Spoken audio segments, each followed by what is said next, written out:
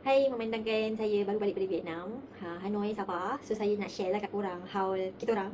Tak adalah wow pun, dia just macam saya saja tak share je. So benda pertama yang saya beli adalah luggage. Luggage ni best gila, dia kecil je. Sebab saya beli sebab saya nak tambah extra luggage balik kan. Luggage ni best gila, dia smooth. See that? So smooth. Okay, next, biskut ada halal, don't worry. Dia kata kopi ni kopi Vietnam. Biskut menggunakan kopi Vietnam. Set chocolate, hot chocolate Vietnam. Macam ni. Dia ada berapa kapsul? 6, 8, 1, 2, 3, 4, 5, 6, 7, 8 kapsul Red mango, simple je. Korang tak tahu dia apa kat sana. Lepas tu kopi macchiato, favourite saya. Saya suka caramel macchiato. Vibe Vietnam sikit. Sebab dia kata kopi Vietnam kan. Vietnam kan terkenal dengan kopi. So macam kenalah beli kopi Vietnam. Saya beli anak patong untuk Anggun and Ayu. Bukan Anggun, untuk Ayu. Ayu dia asyik tengok je benda ni. So macam saya macam why not kan saya beli benda ni. Murah je. Dia benda ni ada jual kat tepi jalan dekat area Sapa tu. Comel kan? Handmade. Dia macam apa ya? Kait-kait. Lepas tu saya beli notebook dari Sapa. Dia pergi Sapa kat situ. Magnet. Comel lah magnet. Simpan. Magnet Hanoi. Lepas tu ada magnet yang melambangkan Sapa. Lepas tu saya beli baju juga. Baju untuk budak. Baju Anggun.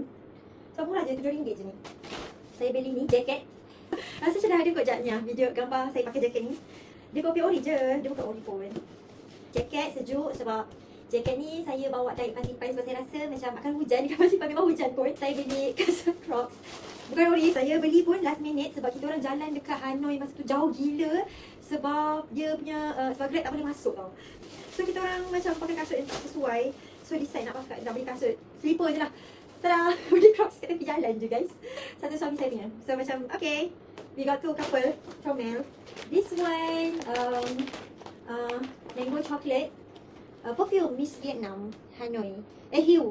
Cantik. Dia punya packaging ni cantik. Saya beli dua. Saya beli dua. So satu nak bagi hadiah. Satu lagi saya punya. Which nanti saya tunjuk unboxing. Cantik gila dia punya bekas ni. Dia punya botol lawa. Dia macam memang melambangkan Vietnam. Cerita lawa. Walaupun bau dia biasa je. Bau dia taklah sewangi perfume saya yang lain. But it's okay. So saya beli bag. So macam unik lah bag ni. Saya beli dekat Hanoi. Dia macam unik kan. Dia macam diamond sikit. Diamond ke corak. I don't know nak sebut lah. Triangle macam ni kan. Dia unik. Lepas tu saya rasa macam nice lah kalau ni bawa bag ni untuk pergi ride.